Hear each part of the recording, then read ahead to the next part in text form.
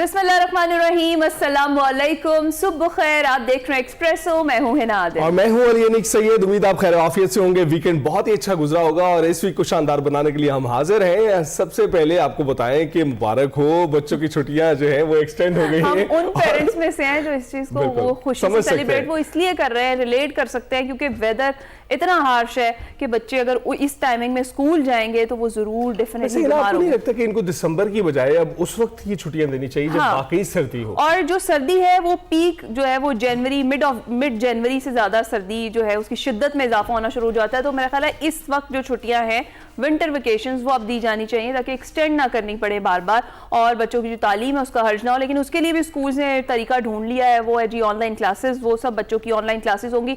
उससे ये है कि एटलीस्ट बच्चे सेफ रहेंगे और जो मुख्तलिफ किस्म की बीमारियों का शिकार नहीं होंगे, इस ठंड की जद में नहीं आएंगे। बिल्कुल, ठंड की आपने बात की, मजीद सर्दी लगना शुरू हो गई है। तो बहुत है और अब आपको पता चलना चाहिए कि लाहौर की ये सर्दी है क्योंकि आप बड़े अरसे से मिस कर रहे थे कि लाहौर वाली सर्दी नहीं मिली। मैंने सोचा कि आएगी, कि कोई 3 हफ्ते के करीब आई थी पिछले साल भी सर्दी, लेकिन उस कदर शदीद सर्दी नहीं थी। और इस बार भी लानीना की वजह से कहा जा रहा था, हमारे महकमा मौसमियात के जो माहिरीन है वो ये बता रहे थे कि कम होगी सर्दी, लेकिन ऐसा नहीं हुआ है और मुल्क भर में इस वक्त शदीद सर्दी की लहर बरकरार है और जो बेशतर इलाके हैं वहां दर्जा हरारत मामूल से खासा कम रिकॉर्ड किया जा रहा है। अगर लाहौर की बात करें तो 2 तक मैंने खुद विटनेस किया है कि 2 तक गया है जी हमारा यहाँ पे टेम्परेचर। 18 से 20 जनवरी के दौरान मगरबी हवाओं का एक सिस्टम जो है उसे एक्सपेक्ट किया जा रहा है। और सोशल मीडिया पर एक और तूफान बपा है और वो ये है जिसमें ये दावा किया जा रहा है कि शदीद जो आर्कटिक सर्द हवाएं हैं उसके बाइस जनूबी पाकिस्तान बशमूल कराची और गिरदोनवा में रिकॉर्ड तोड़ दर्जा हरारत और मनफी में दर्जा हरारत जा सकता है। इसमें कितनी ज्यादा सदाकत है और क्योंकि सोशल मीडिया पर बहुत सारी खबरें एक साथ गर्दिश करी होती है तो उसको कंफर्मेशन जरूरी है कि कौन सी फेक है और कौन सी सच्ची खबर है। तो हमने कहा कि जरा कंफर्म कर लेते हैं। बिल्कुल, इरफान विर्क साहब है, डिप्टी डायरेक्टर मेट डिपार्टमेंट, हमारे साथ मौजूद है। बहुत बहुत शुक्रिया इरफान साहब हमें ज्वाइन करने के लिए। कैसे आप सर्दी से जूझ रहे हैं?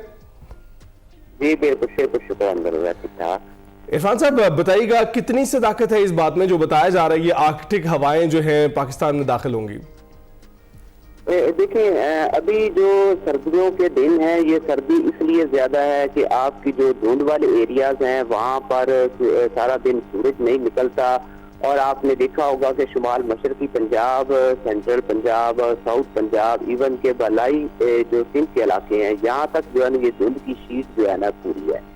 तो दिन के दर्जा हरारत भी जो है ना वो बहुत ज्यादा बढ़ नहीं रहे, ये 13-14 इस तरीके से कुछ जगहों पर 12 भी चल रहा है।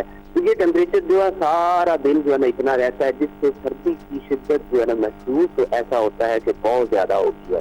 इसी तरह जो कम अज कम टेम्परेचर हैं जिनमें इस्लामाबाद में अभी जो वो 0 डिग्री सेंटीग्रेड चला गया है, इसके अलावा लाहौर में 2 डिग्री सेंटीग्रेड चला गया है। और अमूमन जो ऐसा होता है कि नॉर्मली जो है हमारे इलाकों में इतनी सर्दी पड़ती है, इस्लामाबाद में मनफी में भी गया हुआ है हिस्ट्री में। अच्छा, इसी तरह जो लाहौर का टेम्परेचर है ये भी माइनस में गया हुआ है हिस्ट्री में।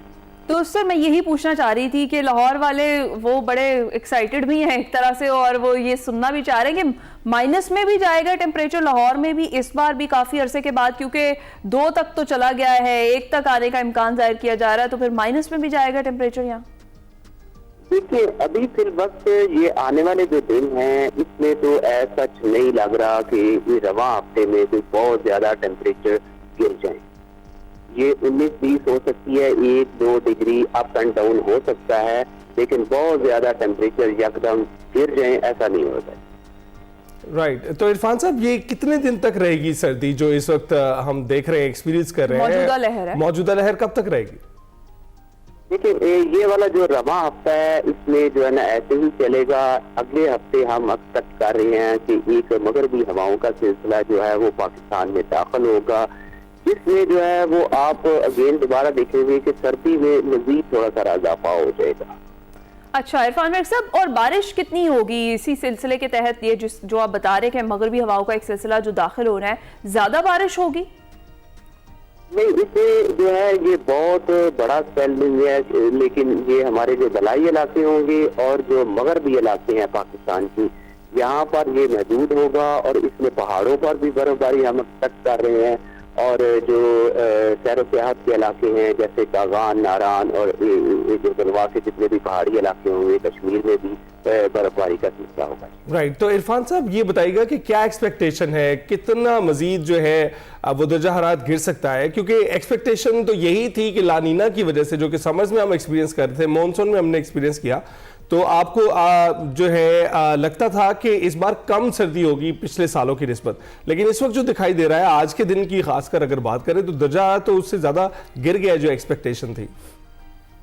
देखिए, ये जो हमारे जो दर्जा हरारत हैं नॉर्मली यही मामूल के मुताबिक चल रहे हैं, मामूल से बहुत ज्यादा नहीं गिरे। ये जो कहा जाता है कि मामूल से बहुत कम हो गए हैं, ऐसा नहीं है।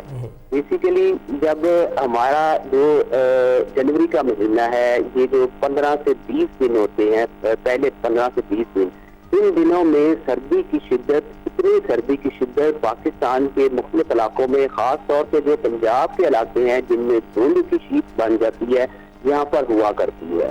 ये एक नॉर्मल और मामूल के मुताबिक सर्दी चल रही है। वो जो सर्दी कही जाती थी कि खुदा ना खास्ता पता नहीं हो क्या जाएगा, वो ऐसा चीज नहीं है। ठीक है, बहुत शुक्रिया।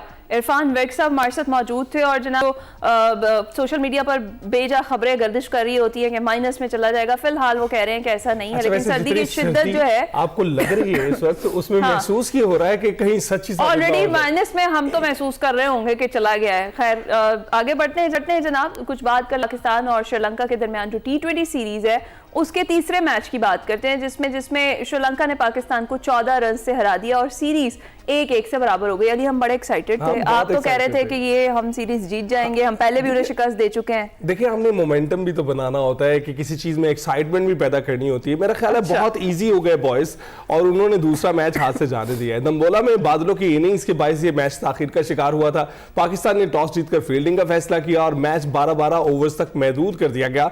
श्रीलंका ने पहले खेलते हुए मुकर्रा ओवर्स में 160 रन बनाए थे और श्रीलंकन कप्तान जो है दासन चनाका 34 रन बनाकर नुमाया रहे। हदफ के ताकुब में पाकिस्तानी ओपनर साहबजादा फरहान 9 जबकि साइम अयूब 6 रन ही बनाकर आउट हो गए। दोनों जो हमारे ओपनर थे सिंगल डिजिट में रहे हैं। कप्तान सलमान अली आगा ने 3 छक्कों और 5 चौकों की मदद से 45 रन बनाए। मोहम्मद नवाज ने 2 चौकों और 2 छक्कों की मदद से 28 स्कोर किया और डेब्यू करने वाले जो हैं ख्वाजा नाफे, उन्होंने 1 छक्का लगाया, 1 चौका लगाया और उसकी बदौलत 15 गेंदों पर वो 26 रन बना सके थे। फहीम अशरफ 9 रन पर आउट हो गए। पाकिस्तान की टीम मुकर्रा ओवर्स में 8 विकेटों पर 146 रन बना पाई। इसके अलावा आपको पता है वो जो बांग्लादेश की जो सूरत हाल है उसमें पाकिस्तान का एक बड़ा अहम किरदार है। उन्होंने ICC T20 वर्ल्ड कप में बांग्लादेश टीम की जो मैचेस की मेजबानी की पेशकश कर दी है। पाकिस्तान तैयार हो गया उसके लिए और बांग्लादेश ने मैचेस भारत से मुंतकिल करने का मुतालबा कर रखा है।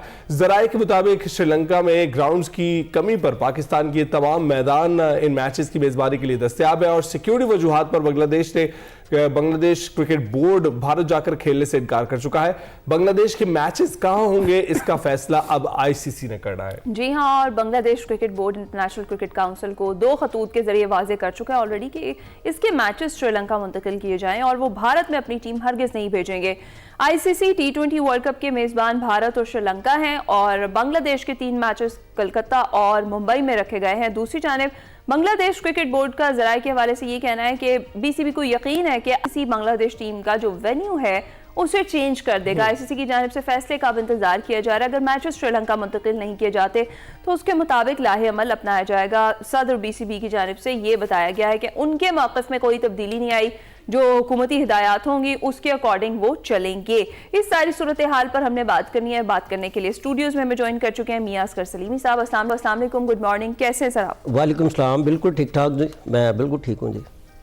जिस तरीके से हमने देखा है, जो हम बड़े एक्साइटेड हो रहे थे, जिसका अभी मैं अली के साथ जिक्र कर रही थी कि हमें तो ये था कि ये सीरीज भी हम बड़े सुकून से जीत जाएंगे, लेकिन ये क्या हुआ? दूसरा मैच तो बारिश के बाइस हुआ ही नहीं, इसे दूसरा कह लें या तीसरा मैच कह लें, सीरीज बराबर हो गई। जी अभी आप बात कर रहे थे कि मुल्क भर में जो है ना सर्दी का राज है, लेकिन जो क्रिकेट का मौसम है ना वो बड़ा गर्म है। जिस तरीके से अभी आपने इश्यूज की भी बात की है, PSL देख लें, जो कंट्रोवर्सी चल रही है बांग्लादेश और इंडिया की चल रही है, और पाकिस्तान की जो परफॉर्मेंस है श्रीलंका में, तो अभी चूंकि कल रात को ये तकरीबन कोई 12 सवा 12 बजे के करीब ये मैच ख़त्म हुआ था और पता है कि बारिश की वजह से 12-12 ओवर का मैच, हो गया था और 14 साल के बाद श्रीलंका की सरजमीन पर पाकिस्तान को इस शिकस्त का सामना करना पड़ा है। तो अगर ओवरऑल बात की जाए कि आप ये देखें कि पाकिस्तान टीम ने इस पे एक्सपेरिमेंट किए थे। बिग बैश वाले जो हमारे सीनियर प्लेयर हैं वो अभी भी उधर खेल रहे हैं। एक हमारा जो सीनियर प्लेयर है वो शहीन अफरीदी, वो घुटने की इंजरी की वजह से वापस पाकिस्तान आ गए थे और नेशनल क्रिकेट अकेडमी लाहौर में उनका जो रिहैब प्रोसेस वो चल रहा है। तो इधर हमने नए जो प्लेयर्स थे जो वर्ल्ड कप है उसका जो मुमकिन उसमें जो प्लेयर्स कुछ हिस्सा बन सकते हैं, अब ये हमने एक एक्सपेरिमेंट किया था। ये भी याद रखें कि जो श्रीलंका की टीम है हमेशा अपनी सरजमीन पर बड़ी बब्बर शेरों की तरह खेलती है, वो किसी भी टीम को इजी नहीं लेती। तो पहला जो मैच था वो पाकिस्तान जीत गया था। कल भी पाकिस्तान मैच जीत सकता था, लेकिन पाकिस्तान ने कल मैच के दौरान गलतियां काफ़ी की। अब आप ये देख लें कि आखिरी 2 ओवर में 30 रन चाहिए और वो हम नहीं कर सके, आखिरी ओवर में 20 रन। ये इतना ज़्यादा स्कोर नहीं है कि आप 2020 में ना कर सकें। साहब यही तो बात हो रही थी, यही डिस्कशन हो रही थी कि हम जरा थोड़े से ओवर कॉन्फिडेंट हो गए, थोड़े कंप्लेसेंट, बड़े आराम से मैच को देखना शुरू। हम श्रीलंका से जीतते चले आ रहे थे तो सोचा दूसरा मैच भी जीत जाएंगे। बिल्कुल कोशिश तो यही थी हमारी कि ये मैच जीते, लेकिन ऐसा नहीं हो सका। कल जो अपना श्रीलंका है ना वो यकीनी तौर पे कल उसने जो बैटिंग की या बॉलिंग की और सबसे बड़ी बात है उसने जो फील्डिंग की है तो वो फतह की बिल्कुल उसको मिलनी चाहिए थी, क्योंकि वो तीनों शोबे होते हैं ना क्रिकेट में, तीनों में उन्होंने आउट क्लास खेला है। हमने ना हम कोई अच्छी बैटिंग कर सके हैं ना हम अच्छा, अब बहुत बारी जरा कोताहियां देख लेते हैं सलीमी साहब। वैसे मेजरली तो हमें दिख रहा है कि बॉलर्स की फयाजी जो है ना वो हमें ले डूबी है। जी बिल्कुल। तो आपको क्या लगता है मेजर रीजंस क्या रही हैं हमारी इस शिकस्त के पीछे? जी हार की जो असल वजह है ना वो तो यही बात है कि 12 ओवर में आपने 160 रन करवा दिए। इतने रन होने नहीं चाहिए थे। और वसीम जूनियर जिस तरीके से, हालांकि उन्होंने 3 विकेटें भी ली, लेकिन 3 ओवर में 54 रन पड़ना ये भी एक क्वेश्चन मार्क है। ठीक है, लेकिन ख्वाजा नाफे उनको एक मौका दिया, वहां उन्होंने विकेट कीपिंग वो उस मयार की नहीं की जिस तरीके से उनको करनी चाहिए थी। हालांकि उन्होंने बैटिंग अच्छी की है और 15 गेंदों पे 26 रन किए। लेकिन अच्छा, अब इधर मैं आपको एक और बात बता दूं, उनका वो डेब्यू था, अगर वो थोड़ी सी हिम्मत करते, और जो बड़ा प्लेयर होता है हमेशा वो लेके जाता है टीम को, विनिंग ट्रैक की तरफ लेके जाता है। अगर वो चाहते उस वक्त क्रीज पर खड़े होते तो वो मैच जितवा सकते थे, क्योंकि जिस फॉर्म में वो नजर आ रहे थे मोहम्मद नवाज के साथ मिलकर ये मैच फिनिश किया जा सकता था, लेकिन वो ऐसा नहीं कर सके। लेकिन इसके जो कल का जो मैच है इसकी जो सबसे बड़ी पॉजिटिव बात है वो सलमान अली आगा है। आपको पता है 12 गेंदों पे 45 रन, अगर वो 13वीं गेंद पर छक्का लगा लेते, आपको ये भी पता है कि ये दुनिया क्रिकेट की 2020 में ये तेज तरीन 50 हो जानी थी। ठीक है, लेकिन इसके बावजूद भी एक उनके ऊपर एक क्वेश्चन मार्क था कि ये तो अपना 2020 के प्लेयर ही नहीं है। ठीक है, ये टेस्ट प्लेयर है या वनडे प्लेयर है और इनको पता नहीं कैसे बना दिया। उनका इस फॉर्म में आ जाना, उन्होंने बता दिया है कि मैं चौके भी लगा सकता हूँ, छक्के भी लगा सकता हूँ और वक्त पड़ेगी तो मैं वन डाउन पे भी आके परफॉर्म कर सकता हूँ। जितनी नाक़िदीन जो तनकीद उनके ऊपर कर रहे थे उन्होंने सबको गलत साबित कर दिया अपनी परफॉर्मेंस से, मुंह तोड़ जवाब दिया। सही है। एक और भी वजह है ना, नाफिज का आपने जिक्र किया, डेब्यूटेंट हैं, उनको अच्छा खेलना चाहिए था, बड़े प्लेयर का ये काम होता है, लेकिन कप्तान को फिनिश नहीं करना चाहिए था। जी बिल्कुल करना चाहिए था, लेकिन मेरा ख्याल है कि कप्तान ने जितना अपना हिस्सा डालना था वो डाल दिया, यानी कि 12 गेंदों पे, ठीक है आप समझते हैं 45 रन बहुत जबरदस्त। उसके बाद ये जो क्रिकेट है ना बेसिकली अपना एक प्लेयर की गेम नहीं है, ये टीम वर्क है। हर बॉलर ने परफॉर्म करना है। अगर आप फील्डर है फील्डिंग भी आप बेहतरीन करें, अगर बैट्समैन है तो आपको बैटिंग भी उसी तरीके से करनी चाहिए थी। ठीक है, अब फिर मैं कहूँगा ख्वाजा नाफे और उसके बाद जो है अपना ये फिनिश करना चाहिए था नवाज को, लेकिन ये नहीं कर सके। फ़हीम अशरफ पता नहीं क्यों रखा हुआ है कि ये वगैरह, ना उसकी वो बैटिंग है ना उसकी बॉलिंग है। कोई मेरा हाल 10-12 मैचों में वो एक आधा परफॉर्म कर देता है और उसके बाद 4-5-6 मैच उसके पक्के हो जाते हैं सारे। अच्छा। तो ये भी एक सोचना चाहिए, अपना हमारी जो टीम मैनेजमेंट है, पाकिस्तान क्रिकेट बोर्ड का जो थिंक टैंक है, उनको भी सोचना चाहिए कि आगे वर्ल्ड कप है, हाँ, यही मैं आ रही थी कि उसके लिए हाँ, स्क्वाड आप स्क्वाड। क्या देख रहे हैं, क्या इन्हीं को देख रहे हैं, क्योंकि आगे फिर बाबर आजम और दीगर जो प्लेयर्स हैं उनको भी शामिल करना है डेफिनेटली, और अभी मेरी एक और सीरीज भी रहती है वर्ल्ड कप से पहले, तो क्या देख रहे हैं आप तब्दीलियां? आज बिल्कुल ये एक्सपेरिमेंट हो चुके हैं। उसके बाद ऑस्ट्रेलिया ने भी 3 जो मैचेस के लिए पाकिस्तान ही आना है, और गालबन यही कहा जा रहा है कि वो जो मैचेस हैं इस माह के आखिर में इधर लाहौर में होंगे। तो इसमें भी अब देखें कि जो बिग बैश है, आज जिस तरीके से अभी आपने जिक्र किया है कि बाबर आजम है, ठीक है, और उसके बाद शाहीन अफरीदी भी हमारे सोर्सेज बता रहे हैं कि बिल्कुल वो फिट होने के करीब है, बल्कि फिट हो चुके हैं। उनकी भी टीम में वापसी बिल्कुल हो सकती है। सुलेमान मिर्जा जो है उन्होंने बड़ी अच्छी बॉलिंग की, हालांकि कल के मैच में उनको रेस्ट किया गया था, लेकिन वो अच्छी फॉर्म में है।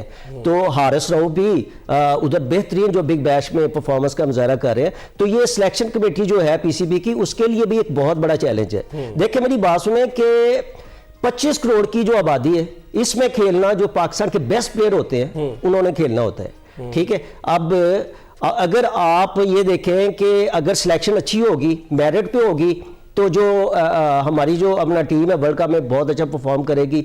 आईसीसी चैंपियन ट्रॉफी हुई थी, पाकिस्तान में ही हुई थी, आपने देखा होगा पहले ही राउंड में बाहर हो गई थी। इससे पहले जो वेस्ट इंडीज और अमेरिका में जो वर्ल्ड कप हुआ था उसमें भी हमारा यही हाल था। जब तक आप जो प्लेयर्स हैं उनको मेरिट पर नहीं खिलाएंगे, ठीक है, तब तक सूरत हाल बदलेगी। जी बिल्कुल ऐसे ही रहेगा। सलीम साहब, इस वक्त जो आपने वर्ल्ड कप का जिक्र किया उसका तस्करा हो रहा है, तो अभी जो बांग्लादेश की सिचुएशन बनी हुई है वर्ल्ड कप में, और खासकर जो पाकिस्तान ने पेशकश कर दी है, जो फराख दिली का मुजाहरा किया है, आपको लगता है कि इस पर अमल दरामद हो सकता है? देखें जी, मेरी बात सुने कि जो इंडिया है ना, उसने वो, मेरा ख्याल है कि वो एक ऐसे ही नया कट्टा खोल दिया। वैसे जरूरत नहीं थी इसकी, ठीक है, जरूरत नहीं थी। हाँ, अगर आपने मुस्तफिजुर रहमान को बाहर ही बिठाना था, अगर आपको समय लग रहा था कि ये बहुत महंगा खिलाड़ी है, 9 करोड़ जो 20 लाख, और पाकिस्तानी रुपयों में कोई 26-27 करोड़ पे तकरीबन बनते हैं, इसी बात का उनको दुख भी है, शेख हसीना को भी दुख है, और जो दूसरे लोग जो है जो नहीं चाहते कि जो क्रिकेट पे सियासत ये वगैरह इस तरह ना हो, तो उनको इस बात का दुख था। अगर आपने ये कट्टा खोलना था तो मेरा ख्याल है कि आप वर्ल्ड कप खेल लेते, उसके बाद ये छेड़छाड़ करते, ठीक है। अब उनका एक ये ख्याल था कि पाकिस्तान की तरह बांग्लादेश में इतनी हिम्मत नहीं है कि वो स्टैंड ले सके। शेख हसीना वाजिद की गवर्नमेंट में ऐसे आपने देखा होगा होता रहा, बड़ा उन्होंने कमजोरपन का मुजाहरा भी किया है, और जो बीसीसीआई कहता रहा वो मानता रहा। लेकिन अब हालात मुख्तलिफ हो चुके हैं और उन्होंने पूरा भरपूर स्टैंड लिया है। एक लेटर में उन्होंने कहा कि हम नहीं जाएंगे, दूसरा लेटर भी लिख दिया कि हम नहीं जाएंगे, आप हमें चाहे जितना मर्जी थ्रेट कर ले, हमारे पॉइंट कर ले, हमें जो मर्जी कर दें, लेकिन हम अगर पाकिस्तान जो है वो अपने मैचेस श्रीलंका में खेल सकता है तो हम क्यों नहीं खेल सकते। और जो सबसे बड़ी बात है, पाकिस्तान ने तो खुद कह दिया, हमारे जो स्टेडियम है इंटरनेशनल मयार के हैं, आईसीसी चैंपियन ट्रॉफी भरपूर तरीके से हो चुकी है। आईसीसी जो खवातीन जो क्वालिफाइंग राउंड है वो भी इधर लाहौर में हुआ था। मैंने दोनों जो इवेंट है आईसीसी के, इनकी कवरेज की थी भरपूर तरीके से।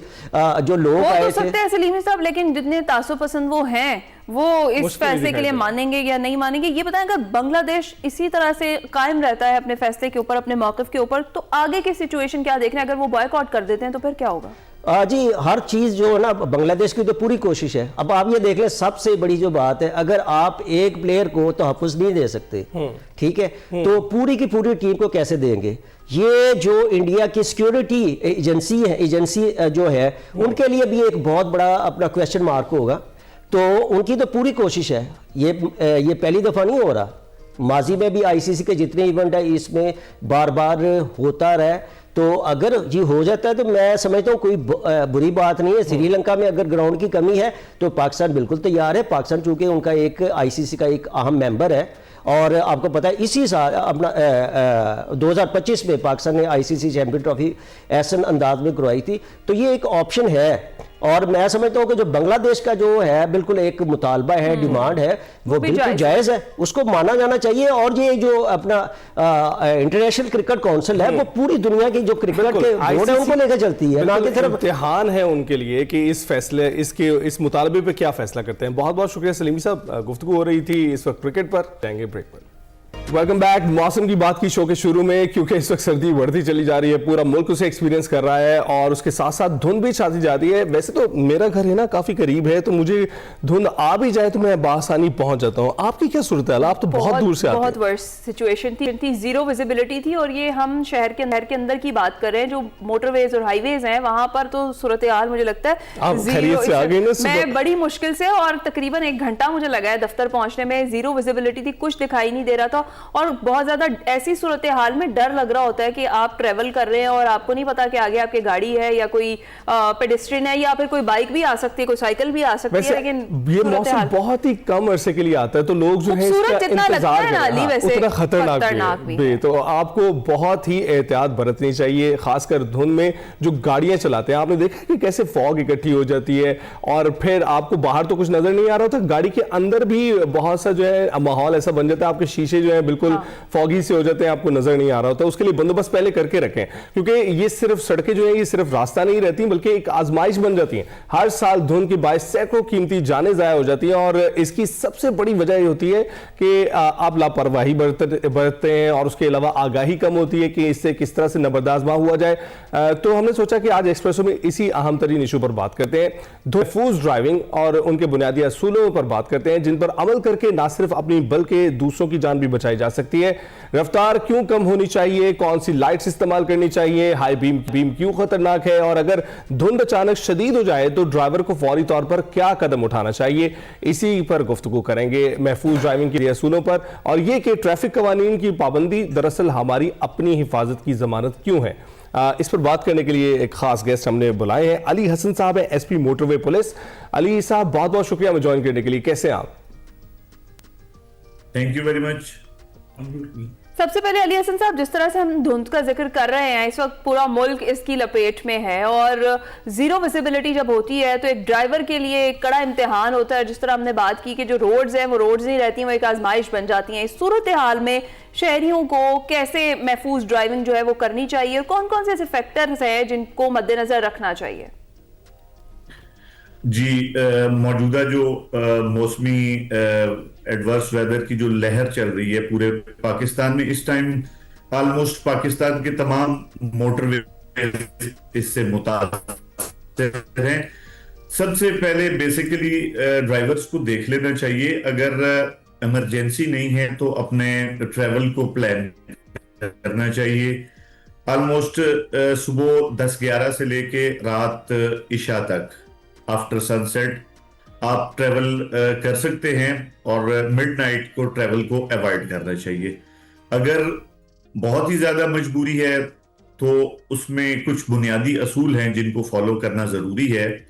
सबसे पहले एडवर्स वेदर में आपको सेफ डिस्टेंस जो है वो मेंटेन करना है। आम सूरत हाल से अगली गाड़ी से फासला ज्यादा बढ़ा लेना, अपनी स्पीड जो है इसको रिड्यूस करना, और दूसरा ट्रेवल स्टार्ट करने से पहले अपनी गाड़ी के जो फिटनेस है उसके लेवल्स को चेक कर लेना। फॉर एग्जांपल ब्रेकिंग ऑयल, पानी, अपनी गाड़ी के टायर्स और back view mirrors, side mirrors, और अपनी जो विजिबिलिटी है स्क्रीन की, डिफॉगर्स और हीटर्स का इस्तेमाल करना चाहिए। बिल्कुल ठीक। तो अली साहब, बहुत सारी वीडियोस में भी हमने देखा है कि फॉग के दौरान अचानक से जो है गाड़ी कोई सामने आ जाती है, तो स्पीड कितनी होनी चाहिए? हमने देखा है वीडियोस में जो सोशल मीडिया पर गर्दिश करती हैं उसमें एक के बाद एक गाड़ी एक दूसरे में जो है से टकराती चली जा रही होती है, तो उस सूरत में किस तरह से महफूज रहना चाहिए? फॉग में सबसे पहले तो आपको रूटीन से जो अगली गाड़ी से सेफ डिस्टेंस है वो दुगना कर लेना चाहिए। जो इंटरनेशनल स्टैंडर्ड वो 3 सेकंड रूल है, अगली गाड़ी से 3 सेकंड्स का फासला, तो उसको आपको डबल कर लेना चाहिए 6 सेकंड्स का। सेकेंडली जो ब्रेकिंग है ये एडवर्स वेदर में यकदम सडन ब्रेकिंग को अवॉइड करना चाहिए ताकि पीछे से भी गाड़ी आपसे कोलाइड ना कर जाए। अच्छा, और सर इसके अलावा ये बताइएगा कि धुंध के दौरान ये जो हाई बीम लाइट्स हैं ये कितनी ज्यादा नुकसानदेह हो सकती है अगर यूज की जाए, और कौन सी लाइट्स है, फॉग लाइट्स जो हैं उनका इस्तेमाल कितना ज्यादा जरूरी है ड्यूरिंग ड्राइव जब आप धुंध के मौसम में कर रहे हो? तो जी, बहुत इंपॉर्टेंट ये क्वेश्चन है। फॉग के लिए जो बेस्ट है लाइट्स, वो तो फॉग लाइट्स जो प्रॉपर डिजाइन ही इसी काम के लिए की गई हैं। येलो कलर में उसकी पेनिट्रेशन काफी ज्यादा है। जो नॉर्मल लाइट्स हैं उसमें फिर आपको लो बीम पे चलना चाहिए, क्योंकि जब आप हाई बीम पे चल रहे होते हैं तो हाई बीम जो लाइट की पेनिट्रेशन है फॉग में वो नहीं हो सकती, आपकी विजिबिलिटी आगे बिल्कुल पुअर हो जाती है और कंपैरेटिवली लो बीम पे आपको बेहतर गाइडेंस मिलती है। राइट, तो अली साहब ये भी बताइएगा कि जो कॉन्वॉय बना के चलते हैं, अमूमन धुंध में एक गाड़ी के पीछे दूसरी गाड़ी कतार बना लेती है, क्या ये भी सेफ है? जी बिल्कुल, क्यू में चलना कंपैरेटिवली बेहतर है, लेकिन उसमें जो ज्यादा जरूरी चीज, एक तो कंसंट्रेशन, आपकी तवज्जो मुसलसल अपनी ड्राइविंग पे होनी चाहिए। दूसरा जो आपको पहले ही मैंने बात की, सेफ डिस्टेंस वो मेंटेन रखना चाहिए। आम हालात से दुगना सेफ डिस्टेंस मेंटेन रखें, ताकि अगर फ्रंट वाली गाड़ी इमरजेंसी ब्रेक अप्लाई करे तो आपके पास सफिशिएंट टाइम हो अपनी गाड़ी को कोलिजन से बचाने के लिए। ठीक है, और ऐसी सिचुएशन में जब जीरो विजिबिलिटी हो तो डेफिनेटली आपने कहा कि एडवाइजरीज जो है वो फॉलो करनी चाहिए कि रोड्स जो है वो ट्रैफिक के लिए, अगर जो हाईवेज या मोटरवेज हैं वो खुली हैं तो ट्रैवल किया जाए, या फिर अगर बताया गया कि शदीद धुंध के ये औकात कार है तो उससे परहेज किया जाना चाहिए। हाई बीम की हम बात कर रहे थे, उसमें अली हसन साहब नॉर्मल रूटीन में भी हमें तो आदत पड़ी हुई है रोड्स पर हाई बीम जो है वो हम उसके साथ ही हम ड्राइव करते हैं, तो ये वैसे भी खतरनाक है और कितना जरूरी है कि मेंटेन किया जाए कि आप लो बीम पे लाइट्स रखें और फिर ड्राइव करें? जी, मोटरवे पुलिस का तो ये हमेशा से ही मोटो रहा है कि हम लोगों की एजुकेशन पे बहुत फोकस्ड हैं, लोगों को एजुकेट करते रहते हैं। ये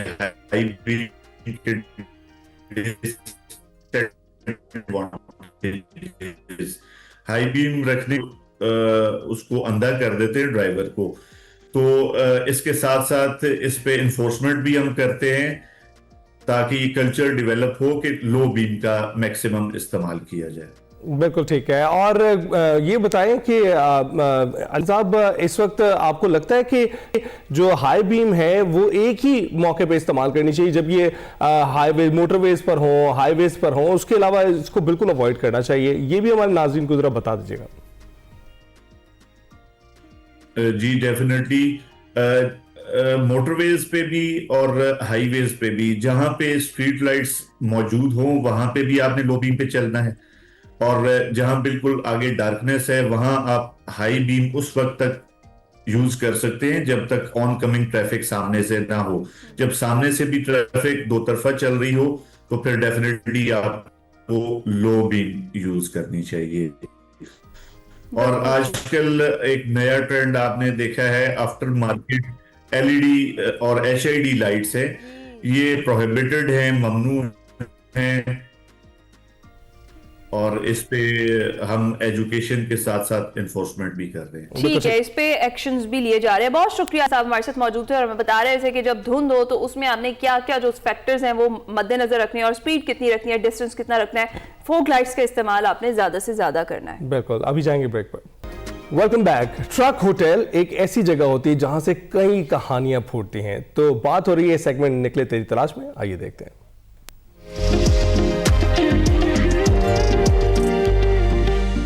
अस्सलाम वालेकुम नाज़रीन, मैं वकार अहमद और आप देख रहे हैं निकले तेरी तलाश में।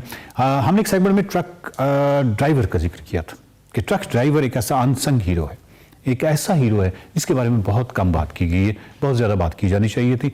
हमने फॉरनर्स के हवाले से बात की कि जितने भी गैर मुल्की सयाह आते हैं वो पाकिस्तान के एक इमेज लेके जाते हैं, स्पेशली ये जो बैक पैकर्स हिच हाइकिंग जो करते हैं ये टूरिस्ट। कभी कोई शख्स रिसर्च करे और एनालिसिस करे कि वो जो एक पाकिस्तान का इमेज लेके जा रहे हैं उसमें ट्रक ड्राइवर का कितना बड़ा किरदार है, वो कितना मेहमान नवाज है, वो कितना खूबसूरत किरदार का हामिल शख्स है जिसने पाकिस्तान का इतना खूबसूरत इमेज दिया उनकी मेहमान नवाजी करके कि वो पाकिस्तान की खूबसूरत इमेज लेके गए। तो इसमें ट्रक ड्राइवर का कितना बड़ा किरदार है। इसी तरह जो ट्रक होटल्स हैं इसके बारे से भी हमारे यहाँ बहुत कम बात हुई है। और ट्रक होटल्स जो हैं उनकी एक अफसानवी किस्म की हैसियत है।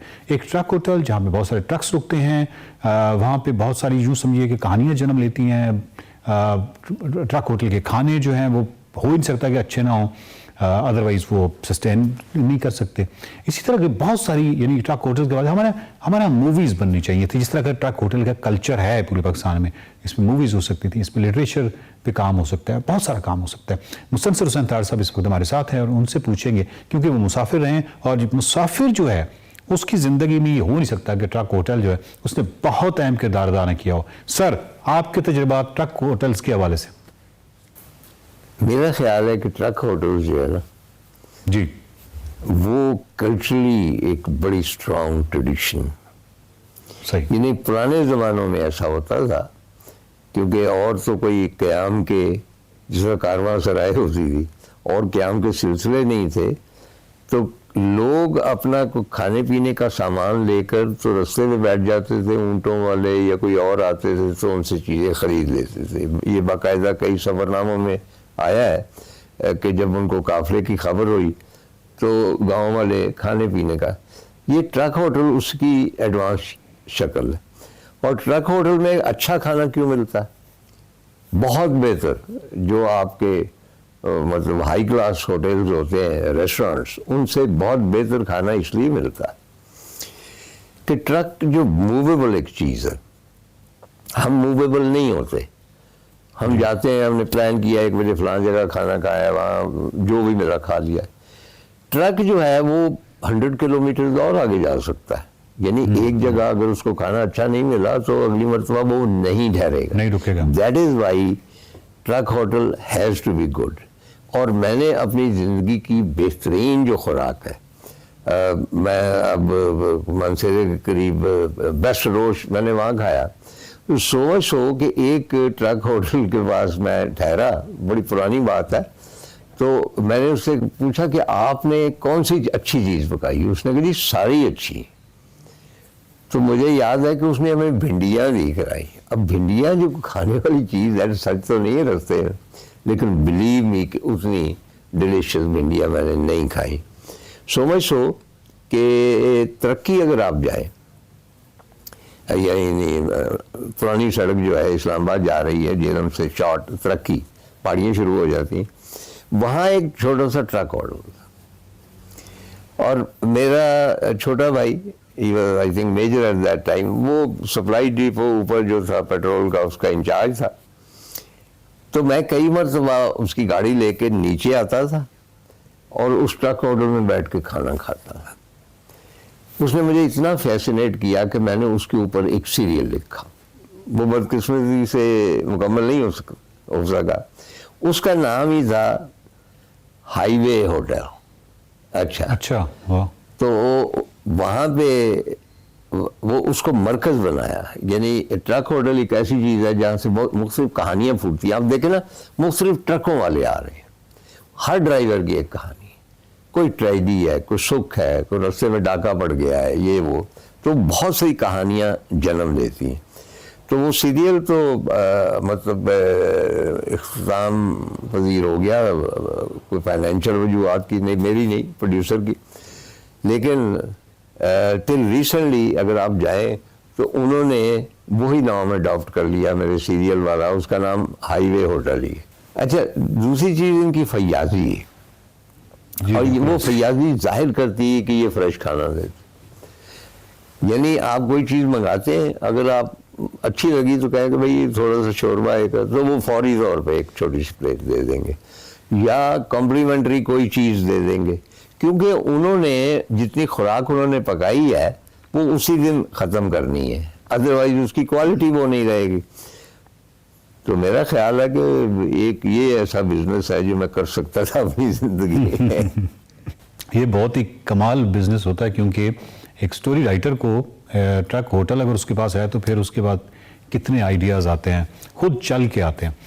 नाज़रीन, बात यह है कि जितने भी ट्रक होटल्स हैं, इसके हवाले से मैं अपनी याददाश्तों को खंगालूँ, जितने मैंने सफ़र किए हैं, उन सफ़र जितने भी सफ़र हैं उनमें से अगर मैं ट्रक होटल माइनस कर दूँ तो फिर मुझे समझ नहीं आती कि वो मैंने क्या सफ़र किए।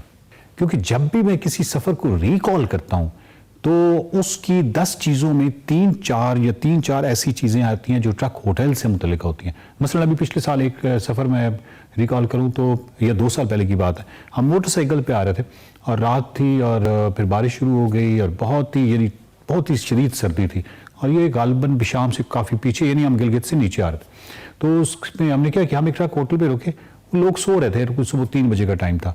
हम देखा वहाँ पे बिस्तर पड़े हुए थे, हम वहाँ से बिस्तर निकाले, खुद ही वो एक थड़ा सा था उसके ऊपर हमने बिस्तर डाले, सो गए। उन्होंने 1-2 दफ़ा देखा, फिर वो सुबह खैर उन्होंने जब हम उठे तो उन्होंने नाश्ते का पूछा। यानी आप ये कैसी मेमोरी है, ये कैसी यादाश्त है जो सफ़र में बहुत ही अहम है। इस तरह बहुत सारी यादाश्तें हैं ट्रक होटल्स के हवाले से कि अगर मैं उन तमाम वो सफ़र जो माजी के हैं उनमें से उसको निकाल दूँ तो मेरा ख्याल है कि 30-40% जो कंटेंट है वो निकल जाएगा।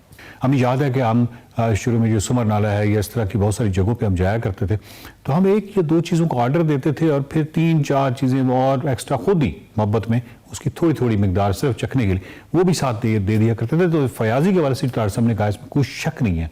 फिर स्पेशली एक ऐसा मुसाफिर जो कि बहुत ही तवील सफ़र कर रहा हो तो खाना जो है वो बहुत ही कलीदी किरदार अदा करता है। किसी ट्रक होटल पे रुकता है, फिर चरपाइयाँ हैं, पहाड़ हैं या सहरा है, बाहर बैठे हैं, आप खाना खा रहे हैं, चाय पी रहे हैं। चाय जो है वो ट्रक होटल से बेहतर शायद ही कोई बना सकता हो। ये जो ट्रक होटल है इसकी अपनी एक अफसानवी हैसियत है। इस ट्रक होटल जो है ये कहानीकार है, ये यहाँ पे कहानियाँ कोई लिखे ना लिखे एक अलग बात है, लेकिन किसी भी ट्रक होटल का जो सहन है उसमें एक दिन में कितनी कहानियाँ एक दूसरे से शेयर की जाती हैं, शायद ये हम कैलकुलेट ही ना कर सकें। देखते रहिए निकले तेरी तलाश में। सेगमेंट आपने देखा, उम्मीद है आपको पसंद आया होगा। अब वक्त हुआ है एक ट्रिब्यूट का, अपने एक लेजेंड को ट्रिब्यूट पेश करेंगे। आज तरक्की पसंद शायर अहमद फराज का यौम पैदाइश मनाया जा रहा है। अहमद फराज 12 जनवरी 1931 को कोहाट में पैदा हुए। उनका असल नाम सैयद अहमद शाह था। अहमद फराज ने उर्दू और फारसी में MA किया। उन्होंने दौरान तालीम रेडियो पाकिस्तान के लिए फीचर लिखना शुरू किए। अजीम शायर का कलाम अलीगढ़ यूनिवर्सिटी और पेशावर यूनिवर्सिटी के निसाब में शामिल है। उनकी शायरी के अंग्रेज़ी, फ्रांसीसी, हिंदी, रूसी और जर्मन ज़बान में जबकि पंजाबी में भी तर्जमे किए गए हैं और कई उनकी जो कलाम है उनको गाया गया है। आज भी दिलों में वो ज़िंदा हैं। अहमद फराज अलालत के बाद 25 अगस्त 2008 को इंतकाल कर गए। उनकी याद अभी भी ताज़ा है। एक छोटा सा ट्रिब्यूट था जो हमने उनको दिया और उनके कलाम के साथ आपको छोड़े जाते हैं ब्रेक पर। प्रोग्राम के दूसरे हिस्से में खुशामदीद। इस घंटे में भी आपके लिए बहुत कुछ है। आपको एक्सप्रेसो किचन में भी लेकर जाएंगे, अपने चैंपियन मैराथन रनर से भी आपकी मुलाकात करवाएंगे, लेजेंड को ट्रिब्यूट भी देंगे, टॉप ऑफ द आवर। लेकिन बात करते हैं ईरान में महंगाई और मुआशी बहरान के खिलाफ एहतजाज की, जो कि शिद्दत इख्तियार कर गया और पुरतशद्दुद मुजाहिरों ने मुख्तलिफ शहरों को अपनी लपेट में ले लिया और कहा यही जा रहा है कि ईरान में मुजाहिरों में कमी देखने में आ रही है। गैर मुल्की मीडिया के मुताबिक एहतजाज मुल्क के टोटल जो 31 सूबे हैं तमाम सूबों में फैल चुका है और 2500 से ज्यादा अफराद गिरफ्तार किए गए। तेहरान के करीब 100 मुसल्लह फसादी जो हैं उन्हें हिरासत में लिया गया। अमरीकी जरीदे न्यूयॉर्क टाइम्स के मुताबिक सदर ट्रंप को ईरान पर मुमकिना फौजी हमलों के ऑप्शंस पर ब्रीफिंग जो है वो दी जा चुकी है और रिपोर्ट के अकॉर्डिंग ट्रंप इंतजामिया तेहरान में गैर फौजी अहदाफ पर हमलों समेत जो मुख्तलिफ ऑप्शंस हैं उन पर संजीदगी से अब गौर कर रही है। ताहम जो हतमी फैसला है वो अभी तक नहीं किया गया है। अमरीकी अखबार के मुताबिक सदर ट्रंप ईरान में मुजाहिरों की हिमायत और ईरानी हुकूमत पर दबाव बढ़ाने के जो मुख्तलिफ तरीके हैं उन पर वो गौर कर रहे हैं, जिनमें साइबर और मालूमाती कार्रवाइयाँ वो भी शामिल हैं। उधर अमरीकी वज़ीर ख़ारजा मार्को रूबियो ने इसराइली वज़ीर आज़म नेतन्याहू से टेलीफोनिक राबता किया, जिसमें ईरान, गजा और जो शाम की सूरत हाल है उस पर तबादला ख्याल किया गया और अमरीकी अहदेदारान का ये कहना है कि तमाम ऑप्शंस ज़ेर गौर हैं। बिल्कुल। ईरानी सदर मसूद पेज़ेश्कियान ने कौम से खिताब में कहा है कि पुरअमन एहतजाज हर शहरी का हक है, मगर बेगुनाहों का कत्ल और जलाओ घेराव नाकाबिल कबूल है। अमरीका और इसराइल फसादात पर उकसा रहे हैं, नौजवान फसादियों के झांसे में न आए। ईरान ने अमरीकी सदर डोनाल्ड ट्रंप को सख्त पैगाम देते हुए कहा है कि किसी भी अमरीकी जारहियत का भरपूर जवाब दिया जाएगा। वज़ीर ख़ारजा अब्बास इराक़ची ने कहा है कि अमरीका और इसराइल ख्वाबों की दुनिया में रह रहे हैं। ईरानी पार्लियामेंट के स्पीकर मोहम्मद बाकिर ने अमरीका और इसराइल को खबरदार किया कि किसी भी हमले की सूरत में भरपूर जवाबी कार्रवाई की जाएगी। उधर डोनाल्ड ट्रंप ने तैयारे में गुफ्तगू करते हुए कहा है कि ईरान से मुतल्लिक ताकत के इस्तेमाल के लिए मुख्तलिफ ऑप्शन ज़ेर गौर है। फौज इस मामले को देख रही है। ईरान जौहरी मामले पर मुज़ाकरात करना चाहता है। कल ही उन्होंने राब्ता किया है, मुलाकात का इंतजाम किया जा रहा है। तेहरान हमारी डेडलाइन अबूर कर रहा है। ईरानी अवाम की मदद के लिए तैयार है। ईरान में इंटरनेट बहाली के लिए इलॉन मस्क से बात करूंगा। उन्होंने कहा कि ग्रीनलैंड को डील कर लेनी चाहिए। इस पर बात करनी है और बात करने के लिए हमारे साथ साबिक सफीर मौजूद हैं, डॉक्टर जमील अहमद खान साहब। डॉक्टर साहब बहुत शुक्रिया, गुड मॉर्निंग, कैसे आप? वेरी गुड मॉर्निंग, सुबह बखैर आपके तमाम सामी नाजरीन को भी। और आज की सुबह आपने जो अभी बयानिया दिया है, यकीनन इस बयानिए से वतन अजीज के लोग और ख़ास तौर पे नौजवानान मिल्लत वो कुछ फिक्रमंद भी होंगे। तो आइए फिर उस पर कोई थोड़ी सी बातचीत आप बिल्कुल डॉक्टर साहब करनी चाहिए कर लेते हैं। सबसे पहले तो आप बताएं कि ईरान में जो मुजाहरे हो रहे हैं और अमेरिकी धमकियां कैसे देख रहे हैं आप इसको? जी हाँ, ईरान में मुजाहरे, अमरीकी धमकियां, इनके एक दूसरे से मुबासलत है। अमरीकी धमकियां ऐसे नहीं दी जा रही हैं। अमरीकी धमकियां देने के पीछे जो ईरान में पहले काम हुआ है, और वैसे तो अगर आप माजी करीब में जाएं तो कई सालों से मसाद के एजेंट्स और साथ साथ CIA के एजेंट्स माशरे में रचाए बसाए गए हैं। और अब जब ये नौबत आई है, एक क्रैक जब उसमें महसूस हुआ है ईरान में महंगाई की वजह से, महंगाई तो पहले भी थी। 2019 में जब गैसोलीन की प्राइस बढ़ी ईरान में, तो उस वक्त भी लोग सड़कों पे निकल आए। 29 सूबों में इस वक्त भी हंगामे हुए।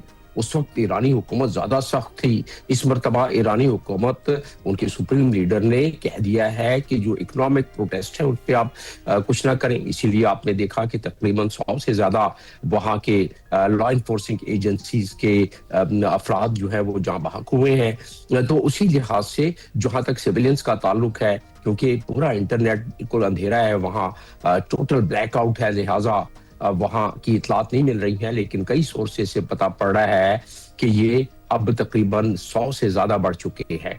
अगर इसका मवाजना किया जाए 2019 के इसी किस्म के मूवमेंट से और 2022 के जो वुमेन फ्रीडम थी उसके लिहाज से, तो ये भी कैजुअलिटीज उससे भी कम है। लेकिन हुकूमत इस दफा कोशिश कर रही है कि इसको जरा एहतियात से हैंडल करे। उसकी वजह मैंने बता दी कि मसाद के एजेंट्स, CIA के एजेंट्स, अमेरिका की तैयारी, इजराइल की दरीना ख्वाहिश, दिली ख्वाहिश कि किस तरह ईरान पर दोबारा हमला किया जाए, और उन तमाम को अगर जहन में रख के और फिर इस चीज पर बात की जाए। और एक और सबसे बड़ी बात इसमें मैं बता दूं, जो तारीख बताती है कि अमेरिका की जब भी इकोनॉमी मुतज़लज़ल हुई है तो अमेरिका ने कोई ना कोई जंग छेड़ दी है। और ये इसका आपको मिलेगा तकरीबन 1898 से, जब उन्होंने स्पेनिश जंग शुरू कर दी थी, जब उनकी इकोनॉमी बिल्कुल हो रही थी, तनज़ुली की तरफ जा रही थी। इसी तरीके आप तफसील कहेंगी तो मैं बता दूंगा, लेकिन आपका टॉपिक ईरान है,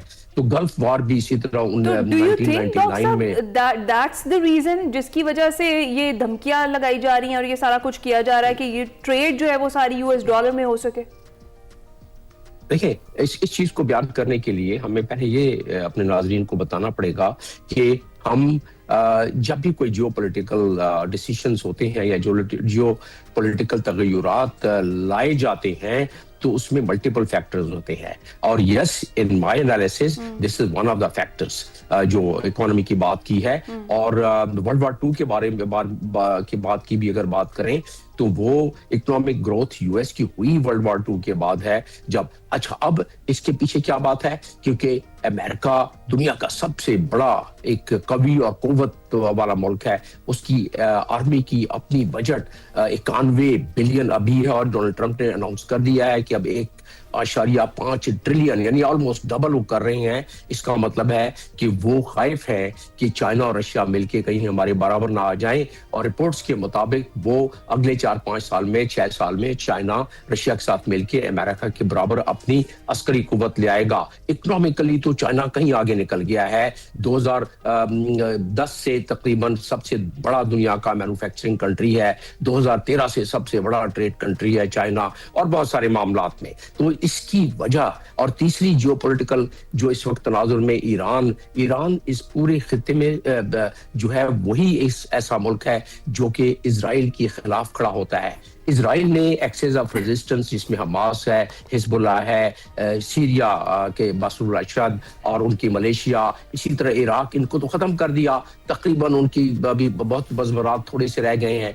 तो अब चाहते हैं कि ईरान दोबारा उनको कहीं दबाम ना बख्श दे और दोबारा कहीं वो मलेशिया न करे। इसीलिए इजराइल अपने, क्योंकि 9 ममालिक को तो पहले वो हमला कर चुका है ना, एक छोटा खतरा उसके सामने ईरान अगर खड़ा होता है, कोई शख्स इजराइल के सामने खड़ा हो, कोई मुल्क खड़ा हो, तो वो चाहेगा कि उसको न्यूट्रलाइज करे। तो ये तो उसका पस मंजर रहा। अब आ जाते हैं कि डॉक्टर साहब, लेकिन ये बताइएगा कि इस वक्त हमने देखा कि डोनाल्ड ट्रंप जो भी पॉलिसी इख्तियार कर रहे हैं उस पर बहुत एग्रेसिवली चल रहे हैं, और जो चाइना और रशिया है ये पसेपुष्ट और थोड़ा सा बैकग्राउंड पे जाते हुए दिखाई दे रहे हैं हमें। पहले ये काफ़ी एक्टिव दिखाई दे रहे थे जब शाम में खाना जंगी हो रही थी, और हमने देखा जो यूक्रेन की सूरत हाल थी उसमें बहुत एग्रेसिव थे वो, और हमें डोमिनेंट नजर आ रहे थे। इस वक्त हमें अमेरिका पूरी तरह से डोमिनेंट नजर आ रहा है, कहीं पर भी वो जो है कोई माफी नहीं है। वेनेजुएला देख लें, ईरान देख लें, क्या लग रहा है आपको वो पसेपुष्ट क्यों गए हैं, और यहां पर अमेरिका जो है वो कितनी कामयाबी से अपनी चीजें मनवा पा रहा है? चलिए, आपके टाइम के तनाजुर में इसको मैं चीदा बातें बता देता हूं, और उसके बाद फिर ईरान पे आपके नाजरीन शायद चाहेंगे। तो पहले हम ये बात कर लेते हैं कि चाइना और यूएस का अपना भी तो इंटरेस्ट है ना अपने अपने रीजन में, और चाइना का इस वक्त इंटरेस्ट ये है कि वो अपने खित्ते में मजबूती अख्तियार करे और अपनी इकोनॉमी को, BRI को, उसमें किसी किस्म की कोई ठेस न पहुंचने दे, और उसमें कॉम्प्रोमाइजेस चाइना कर रहा है। यकीनन उसने वेनेजुएला में कॉम्प्रोमाइज किया है क्योंकि चाइना सबसे बड़ा ऑयल का खरीदार था और उसने उस पर कुछ नहीं किया, उस पर नुक्ताचीनी भी हो रही है। रशिया का जहां तक ताल्लुक है, और हाँ, चाइना को एक और चीज इसमें फायदा होगा, जब चाहे वो अब ताइवान को इसी तरह अपने में शामिल कर ले, उसके लिए 2 मिनट का काम है। एक सामने उसके खड़ा था सिर्फ अमेरिका और फिलीपीन और ऑस्ट्रेलिया और जापान, तो जब ये प्रेसिडेंट सेट हो जाएगी तो चाइना ताइवान को ले ले।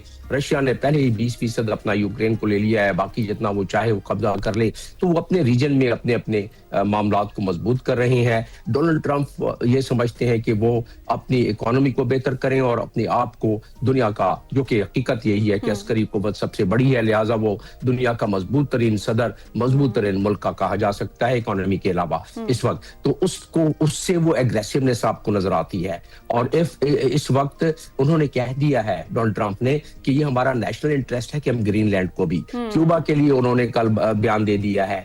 ईरान तो 2 इसमें तनाजुर हैं, एक तो ये है कि इजराइल के तनाजुर में और अमेरिका के तनाजुर में इस वक्त ईरान ही सिर्फ एक ऐसा मुल्क है जो मज़ाहमत किसी लिहाज से ले सकता है, और उसका बयान सबूत ये है कि ईरान के सपह सालार ने और ईरान के स्पीकर ने वाज़ेह तौर पर कह दिया है कि हम इसको, आपको इस दफा आपके सारे इंटरेस्ट जितने भी हैं उसको हम एंगेज कर सकते हैं।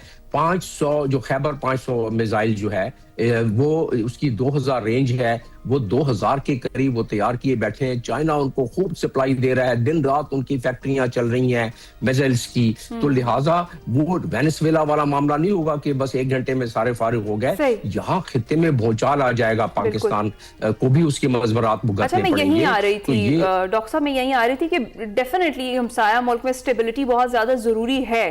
तो ऐसी सूरत हाल में पाकिस्तान क्या किरदार अदा कर सकते हैं, क्योंकि हम तो हमेशा से अमन के दाई रहे हैं, हमने हमेशा भारत को भी इस चीज़ की तलकीन की है और हमने हमेशा पहल नहीं की है इस तरह के किसी भी मामलात में, लेकिन जो मज़ा हमने चखाया में वो अभी तक याद है भारत को। और इसके साथ साथ अफगानिस्तान की अगर बात की जाए तो हम उनके साथ भी इसी तरह से बात कर रहे थे कि मुज़ाकरात किए जाए, लेकिन वो उस चीज़ की तरफ नहीं आ रहे थे डेफिनेटली। फिर उसके बाद ही उनके अगेंस्ट एक्शन भी लिया गया।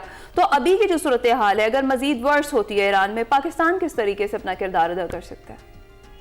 देखिए, ये काफी दुश्वार होता जा रहा है, लेकिन पाकिस्तान इस वक्त बहुत बड़ा एज है पाकिस्तान को कि पाकिस्तान को मार्का हक के बाद जो उड़ान मिली है पाकिस्तान की फॉरेन पॉलिसी को, और पाकिस्तान का जो इमेज बढ़ा है, उसकी वजह से दुनिया पाकिस्तान को सीरियसली लेती है। और पाकिस्तान, अगर मीडिएशन की बात आए ईरान के साथ, लेकिन मीडिएशन किस बात पर की जाए, क्योंकि जो पॉलिटिकल इंटरेस्ट इतना बढ़ गया है इजराइल का और अमेरिका का, और अमेरिका कहता है कि इजराइल इज अमेरिका और अमेरिका इज इजराइल, तो इतना ज्यादा उनका एपेक की वजह से गठजोड़ है, तो जिसकी वजह से मालूम होता है कि नेगोशिएशन से बात ये आगे चली गई है। वो चाहते क्या है ईरान से कहते हैं कि भाई रिजीम चेंज कर दें। जाहिर है ईरानियन अपने रिजीम तो नहीं चेंज करेगा, हालांकि रिजीम चेंज करने के लिए दर्जनों ऐसी मिसालें अमेरिका ने पहले की हुई हैं, लेकिन रहा सवाल कि पाकिस्तान ही वो मुल्क है जो कि मीडिएशन के लिए सबसे फाल हो सकता है अगर अमेरिका चाहे इसमें। तो अब देखना यह है कि अमेरिका इस मौके से इतना ज्यादा हाथ धोना चाहता है, कितना ज्यादा फायदा उठाना चाहता है। ख्याल यही है कि वो फायदा उठाना चाहेगा, या रिजीम अगर वो आयतुल्ला खमैनी और ये रिजीम खुद रिजाइन करके चले जाए, जो कि नामुमकिन है। इस तरह तो कोई मुल्क भी किसी को धमकी दी जाए तो उसका रिजीम के लिए कहा जाए कि आप चले जाएं घर वापस। तो इसलिए जरा ये थोड़ा सा बहुत कॉम्प्लेक्स और कॉम्प्लिकेटेड मामला होते जा रहा है, क्योंकि ये इंटरेस्ट इजराइल का जो है ये सदियों से है। 1897 से इसकी हिस्ट्री जाती है, मैं उसमें नहीं जाता, लेकिन इजराइल का, ग्रेटर इजराइल का कॉन्सेप्ट उसी वक्त मुमकिन है कि उसको किसी किस्म की कोई मज़ाहमत न मिले इस पूरे खित्ते से, तो वो मज़ाहमत को अपने आहिस्ता आहिस्ता न्यूट्रलाइज कर रहा है। और उसके बाद आपने देखे सोमालीलैंड में क्या किया, सोमालीलैंड में उसको इब्राहिम अकॉर्ड में शामिल करने जा रहा है, अपना बेस बनाने जा रहा है। इसी तरह वहां से हौथियों को न्यूट्रलाइज करना चाह रहा है। और बाय द वे हौथियों के कमांडर ने कह दिया है कि अगर इजराइल पे हमला किया तो हम भी इधर से सपोर्ट करेंगे ईरान को, और गाजा पर भी। तो एक भूचाली सी कैफियत सी हो जाएगी। और जी, और पाकिस्तान को उसके लिए, मैंने अपना आर्टिकल लिखा है जो कल ही छपा है, उस पाकिस्तान को उसके लिए बिल्कुल 24/7 बेसिस पे तैयार रहना पड़ेगा। और आपने बिल्कुल ठीक है, सोमालीलैंड की जो बात है वहां पर ना सिर्फ हुसियों को कंट्रोल करने की कोशिश की जा रही है, अगर वहां बेस बन जाती है तो फिर वो सऊदी अरब के भी बहुत करीब आ जाएंगे। डॉक्टर साहब बहुत बहुत शुक्रिया आपका। और हमने देखा ही है इस वक्त जो एग्रेसर्स हैं अमेरिका किसी तरह से बैक ऑफ नहीं कर रहे हैं, मुसलसल चलते चले आ रहे हैं। और उसकी एक मेजर जो वजह है वो ये है कि जो ये ट्रेड रूट्स हैं इस पे ये हमेशा से काबिज रहे हैं। जो ट्रेड होती रही है वो डॉलर में होती रही है, इसकी वजह से डी डॉलराइजेशन की वजह से अब जो है उस ट्रेड पर जो है गिरफ्त कम होती चली जा रही थी, जिसकी वजह से ये सूरत हाल पैदा हुई है। पहले आपने वेनेजुएला में देखा, वहां के रिसोर्सेज आप जानते हैं, फिर आप ईरान की को देखें कि स्पेसिफिकली ये वही कंट्रीज हैं जहां पर बहुत खपत मौजूद है तेल की। तो यहां पर एग्रेसर्स बैक ऑफ नहीं कर रहे हैं। उम्मीद करते हैं कि आने वाले वक्तों में हालात कुछ बेहतर हो जाएंगे। ब्रेक पर जाएंगे। बैक। आप जानते ही हैं कि कितना क्रेज इस वक्त मौजूद है, लोग किस तरह से मैराथन्स भाग रहे हैं, अपनी सेहत पर तवज्जो दे रहे हैं, और इसके साथ साथ जबकि वो स्पोर्ट्स कर ही रहे हैं तो उसको बाकायदगी से करना शुरू कर दिया है, और बाकायदगी से इनका इनेकाद होना शुरू हो गया मुल्क में। जो साल की पहली मैराथन थी सख्त सर्दी में हुई कराची में सीवीयू पर, और आपने देखा कि 7000 के करीब जो है शिरकत की खिलाड़ियों ने। BYD कराची मैराथन का आगाज हमने देखा, उसका हुआ निशान पाकिस्तान से, और उसमें खवातीन, बच्चे और हजारों अफराद ने शिरकत की थी।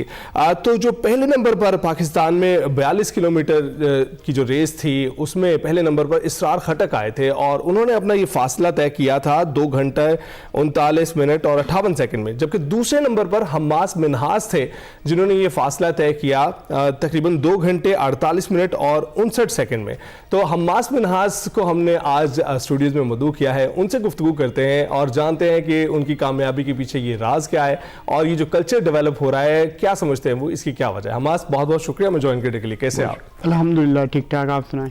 बिल्कुल ठीक ठाक। अल्हम्दुलिल्लाह। मिन्हाज, सबसे पहले तो जी थैंक यू सो मच, आपने हमें ज्वाइन किया एक्सप्रेसो स्टूडियो में। ये बताएं कि जो एक्सपीरियंस था इस बार की मैराथन का वो कैसा रहा, जहां पर दुनिया भर से रनर्स ने शिरकत की, और फिर उसके बाद आपने अपना जो टाइम था उसे मेंटेन रखते हुए अपनी मैराथन मुकम्मल की, कैसा एक्सपीरियंस था? जी, सबसे पहले तो आपका शुक्रिया, आपने मुझे यहाँ पे इनवाइट किया। तो अगर एक्सपीरियंस की बात की जाए कराची मैराथन की, तो मेरे लिए एक यूनिक एक्सपीरियंस था कि इतने ज़्यादा लोगों में, उसके बाद बाहर से भी लोग आए हुए थे, और जिस हिसाब से मेरी ट्रेनिंग थी, जिस हिसाब से मेरी पिछले कई अरसे से ट्रेनिंग चल रही थी, तो उस हिसाब से एक्सपीरियंस मेरा बहुत अच्छा रहा है।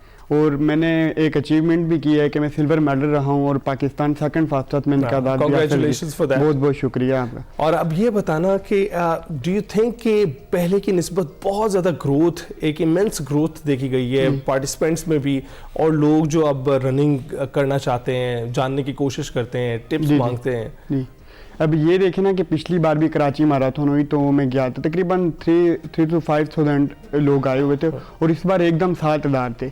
और हर जगह पे ना बहुत ज़्यादा कल्चर डेवलप हो रहा है कि हर बहुत ज़्यादा इंटरेस्टेड हो रहे लोग, बहुत ज़्यादा अवेयरनेस होना शुरू हो रही है पाकिस्तान में भी, क्योंकि हर बंदा आ रहा है, हर बंदा ये कोशिश करता है कि यार मैं भी जाऊँ, अगर ये पहला फिनिशर है तो अगली बार मैं ज़रूर हूँ। तो हर बंदा ना कोशिश करता है कि अगला फिनिशर मैं ही हूँ, और ज़्यादा से ज़्यादा आने की कोशिश कर रहे हैं। बिल्कुल। तो कितना टफ कंपटीशन है, क्या समझते हो कि पहले ये कहा जाता था कि एक साल में 1 मैराथन 2 मैराथन आपने लगा लिए तो इट्स मोर देन इनफ, लेकिन अब तो देख रहे हैं कि 4 मैराथन पाकिस्तान में ही हो रही हैं, सखर, कराची, इस्लामाबाद, लाहौर। तो क्या देखते हैं कि इसके ये क्या फिजिकली फिट रहने के लिए आपको नहीं लगता कि कुछ ज़्यादा है ये? नहीं, अगर देखा जाए ना तो आपकी ट्रेनिंग पे डिपेंड करता है कि आपकी ट्रेनिंग कितनी अच्छी है। तो मैटर नहीं करता कि आप कितनी लगाते। हाँ, इंटरनेशनल ये होता है कि एक मैराथन के बाद में आपको तकरीबन 3 मंथ की रिकवरी चाहिए, लेकिन पाकिस्तान में बिल्कुल भी नहीं है। मैं खुद कहता हूँ कि मैंने 15 दिन में 2 मैराथन लगाई है गट्ठी बैक टू बैक, और अल्हम्दुलिल्लाह मैंने अपनी ना जो पोजीशन थी वो बरकरार रखी है। तो ये है कि आपकी अगर डाइट अच्छी हो, आपकी ट्रेनिंग अच्छी हो, तो ये मैटर नहीं करती कि आप 3 महीने बाद लगाएं, 4 महीने बाद लगाएं, नहीं।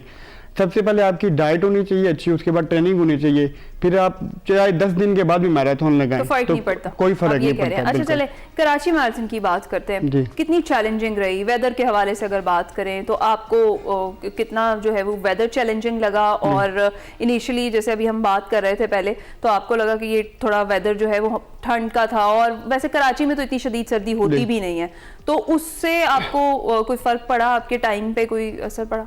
जो कराची मैराथन थी ना, जब स्टार्ट हुई है तो मौसम बहुत ज़्यादा ठंडा था, ठंडी ठंडी हवाएं चली थी, एक तो सी व्यू पे थी, जी।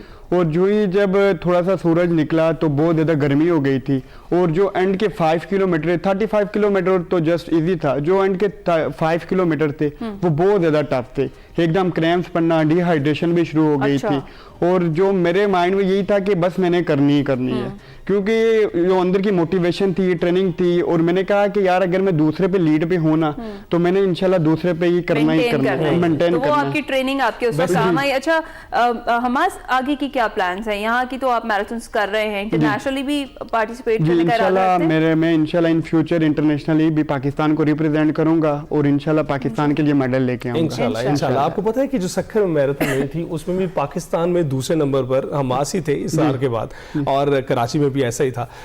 इस्लामाबाद और लाहौर में हम देखते हैं। हाँ, वैसे क्या लगता है आपको, इसरार पहले नंबर पर क्यों चल रहे हैं? जो बात है इसरार का एक्सपीरियंस बहुत ज़्यादा है। हाँ, तकरीबन 18 साल हो गए इस फील्ड में इसरार भाई को, कि वो एज अ प्रोफेशनल ये काम कर रहे हैं, और उनका तजर्बा बहुत ज़्यादा, उनके पास टेक्निक्स बहुत ज़्यादा है, और मुझे आए हुए 1.5 ईयर हो गया। तो उस हिसाब से देखा जाए तो इसरार भाई को एक कंपटीशन जो है तो उसको मैं ही मिलता हूँ, कि बार बार हर जगह पे इसरार और मेरा ही कंपटीशन होता है। तो इन फ्यूचर इंशाल्लाह वो भी मैं इरादा रखते हैं कि आप उनका भी जो टाइम है उसे भी बीट करेंगे, और इंशाल्लाह जरूर इरादा है कि अगली मैराथन में इंशाल्लाह इसरार भाई को भी बीट करूंगा इंशाल्लाह। अच्छा, ये जो सारी ये जो रनिंग है, ये एक्टिविटी जैसे अली ने बात की कि बहुत अब कॉमन होती जा रही है, और बहुत सारे लोग इसमें इंटरेस्ट ले रहे हैं, ना सिर्फ फिट रहने के लिए भी, और आप जैसे भी लोग हैं जो फिट रहने के लिए करते हैं शुरू, और फिर उसके बाद उनका इरादा बदल जाता है, कहते हैं हम रिप्रेजेंट भी करेंगे पाकिस्तान को। पूरे सारे जो आपका ये सफर था, इसमें फैमिली की सपोर्ट थी आपके साथ? फैमिली की सपोर्ट तो पहले बात की जाए तो स्टार्टिंग में बिल्कुल भी नहीं थी। जब से उनको पता लगा कि यार बच्चा जाना ही इसी तरफ है, तो मेरी भी इंटरेस्ट बहुत ज़्यादा थी कि यार जाऊँ। स्टार्टिंग में तो मैंने हैज़ अ वॉक से शुरू की, कभी माइंड में ये भी नहीं था कि यार मैं मैराथन भागूंगा, कभी भी नहीं था। जस्ट वॉक और फिटनेस के लिए ना मैं से चला जाता था पार्क में, जस्ट रनिंग की, वॉक की। फिर एक दिन एक मुझे बंदा मिला, वो कहता मैराथन भागते हो? मैंने कहा मैराथन क्या चीज़ होती है? तो वो कहते हैं ये होती है। फिर मैंने उसके बारे में सर्च की। तकरीबन ये इजी नहीं है कि यार आप भागते हो तो आप जाके मैराथन भाग लो, इसके लिए बाकायदा पूरी सर्च की मैंने। तकरीबन 1.5 मंथ लगा मुझे। मैंने सर्च की कैसे क्या करते हैं क्या, फिर मैंने ट्रेनिंग शुरू कर दी। धूप होती, रमज़ान होता, शदीद सर्दी होती, मैं सुबह 4 बजे भी निकल जाता, शाम को रात को भी निकल जाता, जिस टाइम मुझे टाइम मिलता मैं निकल जाता, मैं अपनी ट्रेनिंग करता। फिर मुझे मैराथन में मौका मिला, फिर मैंने मैराथन भागी। पहली मैराथन मेरी लाहौर के अंदर थी, और अल्हम्दुलिल्लाह मैं पहली मैराथन में ना टॉप 5 पे आ गया था। फिर मैंने कहा यार कि मैं कर सकता हूँ, तो फिर मैं करता गया आस्ता आस्ता, और अल्हम्दुलिल्लाह आज मैं पाकिस्तान का 2nd फास्टेस्ट मैन हूँ। तो इन फ्यूचर में इंशाल्लाह इससे भी बेहतर परफॉर्मेंस करूँगा। बस एक छोटा सा मैसेज क्विकली, जो लोग करना चाहते हैं, मैराथन भागना चाहते हैं, उनके लिए क्या मैसेज? मैं यूथ को यही पैगाम दूंगा कि ज़रूर बिल्कुल इस जगह पे आएँ, ये हेल्दी एक्टिविटी है और आना चाहिए, और इसमें शॉर्टकट नहीं है, क्योंकि आपको ना आस्ता आस्ता आगे बढ़ना चाहिए, और आस्ता आस्ता से आप ग्रो करोगे। आप एकदम कहोगे कि मैं एकदम जाके ओलंपिक्स में मेडल लूं, तो ये बहुत मुश्किल काम हो जाएगा। ठीक है, बहुत शुक्रिया। हमास महनाज हमारे मैराथन रनर हमारे मौजूद थे, इनसे आपकी मुलाकात करवाई। अभी हम ब्रेक पर जाएंगे। अभी आपको लेकर चलते हैं जनाब एक्सप्रेसो किचन में, और देखते हैं कि शेफ सिमरन नसीम आज हमें क्या बनाना सिखा रही हैं। अस्सलाम वालेकुम नाजरीन, मैं हूं आपकी शेफ सिमरन नसीम, और आज हम बनाने वाले हैं एक बहुत ही मज़ेदार और क्विक सी रेसिपी ऑफ ब्रेड पिज़्ज़ास। ये बहुत ही कन्वीनियंट रेसिपी है, और मैं पहले इंग्रेडिएंट्स बता देती हूँ। तो हमारे पास हॉट डॉग, ऑल्दो ये ब्रेड पिज़्ज़ा है बट हम इसमें हॉट डॉग बन्स यूज़ करेंगे। हमारे पास मैदा है, चिकन है, शिमला मिर्च है, काली मिर्च है, नमक है, चीज़, हरा धनिया, लहसुन अदरक, क्रश्ड चिलीज़ और चिली गार्लिक। तो हम लोग सबसे पहले स्टार्ट करेंगे अपना ऑयल यूज़ अपने स्टार्ट करेंगे। If you want to change to a healthy lifestyle, आपको चाहिए कि आप डालडा कॉर्न ऑयल इस्तेमाल करें, क्योंकि डालडा लाया है कॉर्न ऑयल जो 100% प्योर है और ये आपकी हेल्थ का भी ख्याल रखता है बग़ैर जायका चेंज करे। तो ऑयल हम लोग पहले थोड़ा सा इसको हीटअप कर लेते हैं, ठीक है। जब ये ऑयल हमारा गर्म हो जाएगा तो हम इसमें हमारी चिकन अभी फ़िलहाल बॉइल्ड है और रेशा हुई हुई है, बट हम इस चिकन को ऑयल में थोड़ा सा स्टर फ्राई करेंगे, थोड़ा सा इसको रेडिश ब्राउन करेंगे और इसमें थोड़े से स्पाइसेस डालेंगे, बिकॉज हमारा जो पेस्ट बनेगा इसके बाद बंस पे लगने के लिए वो बहुत ही वाइट पेस्ट होगा। तो इसलिए हम थोड़ा सा चिकन में स्पाइसेस डालेंगे तो हमें बाद में डालने की ज़रूरत ना पड़े। जब तक हमारा ऑयल गर्म हो रहा है हम अपने बंस को कट कर लेते हैं। कटिंग बोर्ड पे आपने हॉट डॉग बन इस तरह रखने हैं और स्लाइसेस करने हैं इसके स्लांट में।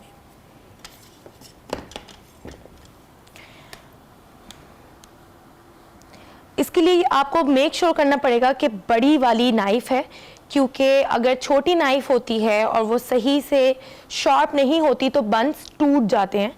तो मेक श्योर कि नाइफ आपके पास बड़ी वाली हो, शार्पेंड हो, ताकि आपके बन स्मूथली एक शेप में कटे। अच्छा, ऑयल हमारा गर्म हो गया है तो हम अपनी चिकन इसके अंदर डाल देते हैं।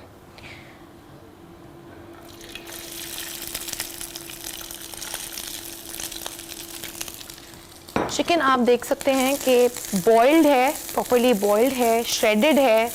श्रेडेड हमने इसलिए रखी है ताकि जब हम इसका वाइट पेस्ट बनाएंगे तो ये अच्छे से ब्लेंड इन हो जाए। अच्छा, बॉइल्ड चिकन में हमने डालना है थोड़ा सा नमक, क्योंकि अभी हमने पेस्ट में भी यूज़ करना है। थोड़ी सी क्रश चिलीज डालनी है, सिर्फ जायके के हिसाब से।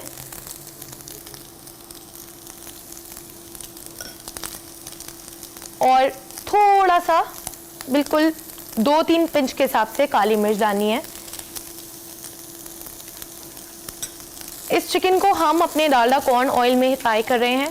सालों से आपने ये चीज़ सुनते आए होंगे, जहां मामता वहां डालडा। और आपकी कन्वीनियंस के लिए डालडा अब स्टैंड अप पाउच फॉर्मेट में भी अवेलेबल है और भी कई फॉर्मेट्स है, बॉटल्स में भी है, टिन्स में भी है, बट सबसे ज़्यादा कन्वीनियंट ये पाउच फॉर्मेट है जिन्होंने अभी निकाला है। ठीक है, हमारी चिकन गोल्डन ब्राउन हो गई है, तो ऑलमोस्ट रेडी। हमने इसका स्टोव ऑफ कर देना है।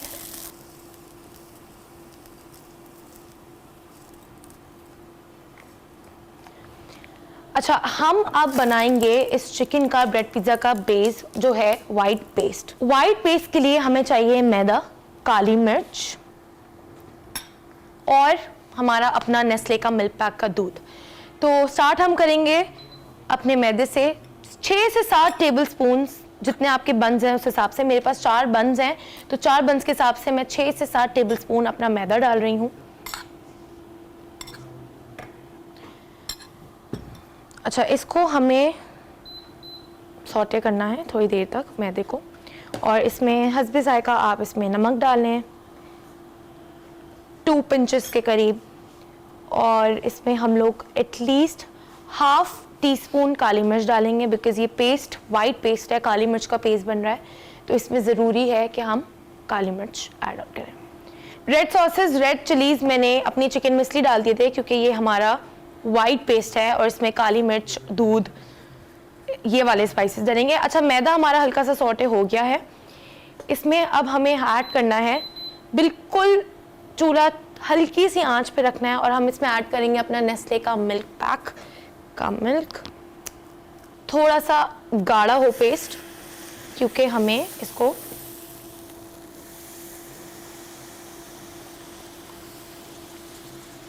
इसमें हम लोगों ने अराउंड 2-2.5 कप के करीब दूध डाल दिया है और हमारा पेस्ट कुछ ऐसा नज़र आ रहा है।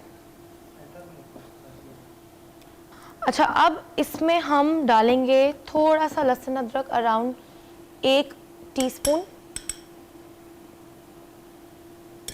और थोड़ी सी काली मिर्च और डालेंगे। आप लोग अपने स्पाइस लेवल के हिसाब से इसको एडजस्ट कर सकते हैं। चूल्हा मैंने बंद कर दिया है क्योंकि मेरा पेस्ट तैयार है, मैदा मेरा सौटे हो चुका है। अच्छा, इसमें मैंने डालना है थोड़ा सा बटर, मैं इसमें थोड़ा सा बटर ऐड करूँगी। ये 1.5 टीस्पून मैंने इसमें बटर ऐड कर दिया।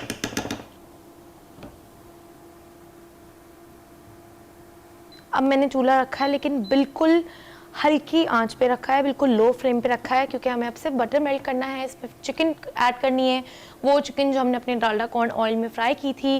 डालडा कॉर्न ऑयल जो कि बहुत ही लाइट और बहुत ही हेल्दी है और बेस्ट ऑप्शन है अगर आपको एक हेल्दी लाइफस्टाइल चूज़ करना है। जहाँ मामता वहाँ डालडा, ये लाइन तो आप कब से सुनते हुए आ रहे होंगे, बिकॉज डालडा और उसके प्रोडक्ट्स ट्रस्टेड हैं पूरे पाकिस्तान में। और इस दफ़ा डालडा आपके लिए कॉर्न ऑयल लेके आया है जो कि 100% प्योर है और आपकी हार्ट की हेल्थ के लिए बहुत अच्छा है। ठीक है, ये हमारा ये हो गया है। हमने अपनी चिकन ऐड कर दी है इसमें। ठीक है, हमने अपनी चिकन ऐड कर दी है, चूल्हा हमने बंद कर दिया है। चिकन ऐड करने के बाद हम इसमें शिमला मिर्च भी ऐड कर देंगे, 1 से 1.5 शिमला मिर्च है ये हमारा पेस्ट रेडी है। अब आप देख सकते हैं कि हमारा पेस्ट ना ज़्यादा लिक्विडी है और ना ही ज़्यादा गाढ़ा है, बिल्कुल इसकी कंसिस्टेंसी स्मूथ है और पेस्ट की तरह ग्रेवी जैसी लिक्विडी नहीं है। ये मेरा पेस्ट बन गया है। मैंने अपने बन पे अपना पेस्ट इस तरह से इसको यूं स्प्रेड कर दिया इवनली।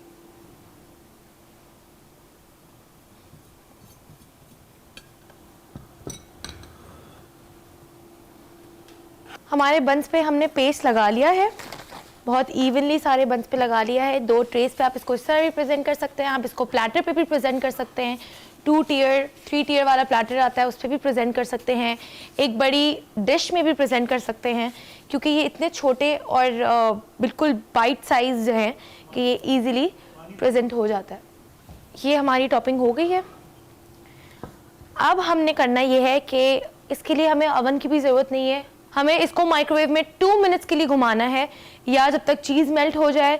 कभी कभी 1.5 मिनट में हो जाती है, 2 मिनट्स में हो जाती है, बट मिनिमम 1.5 मिनट या 2 मिनट्स के लिए हमें इसको माइक्रोवेव में रखना है, ताकि इसकी चीज़ अच्छे से मेल्ट हो जाए और ये जो इसके बन है वो थोड़े से बेक भी हो जाए और गर्म भी हो जाए।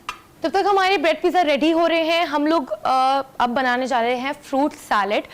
फ्रूट सैलेड के लिए हमारे पास फ्रूट कॉकटेल है, पाइनएप्पल, हमारे पास एप्पल्स हैं, स्ट्रॉबेरीज़ हैं, और इस फ्रूट सैलेड को कंप्लीट करती है नेस्ले की मिल्क पैक की डेयरी क्रीम।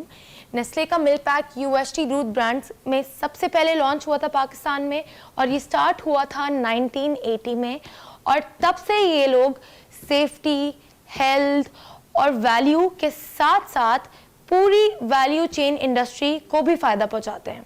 नेस्ले की वजह से पाकिस्तान की डेयरी इंडस्ट्री में रेवोल्यूशन आ गई है और इंडस्ट्री बहुत तरक्की भी कर रही है, जिसमें फार्मर्स की ट्रेनिंग से लेकर दुनिया की सबसे बेहतर गाय की नस्लों की इंपोर्ट और उनकी ब्रीडिंग भी शामिल है। ठीक है, हमने अब इसमें एप्पल्स ऐड कर दिए हैं। अब मैं इसमें स्ट्रॉबेरीज ऐड कर रही हूँ। अगर आपको इसमें कोई और फ्रूट ऐड करना है वो भी कर सकते हैं। स्ट्रॉबेरीज ऐड हो गई हैं।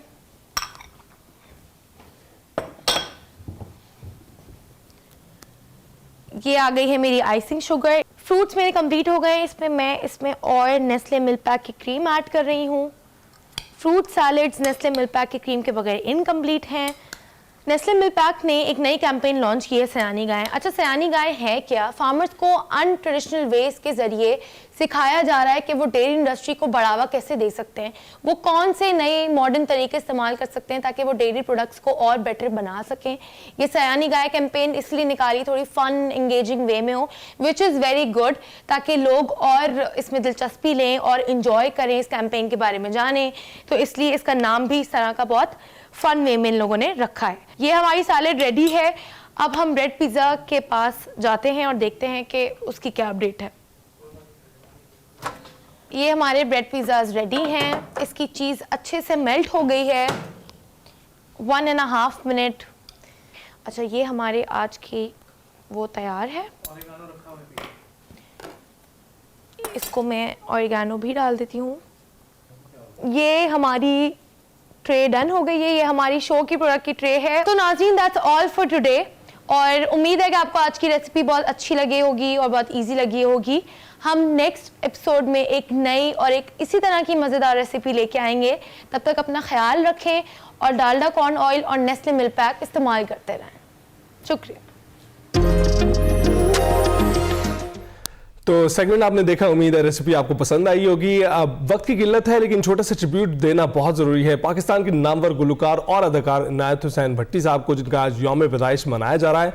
इनायत हुसैन भट्टी 12 जनवरी 1928 को गुजरात में पैदा हुए और MA कॉलेज में दौरान तालीम स्टेज ड्रामे में पहली बार अपनी फ़नी सलाहियतों का उन्होंने मुजाहरा किया था। तो एक छोटा सा ट्रिब्यूट था जो आपके सामने रखा। अभी उनके एक शाहकार के साथ आपको छोड़ जाते हैं, कल फिर मुलाकात होगी।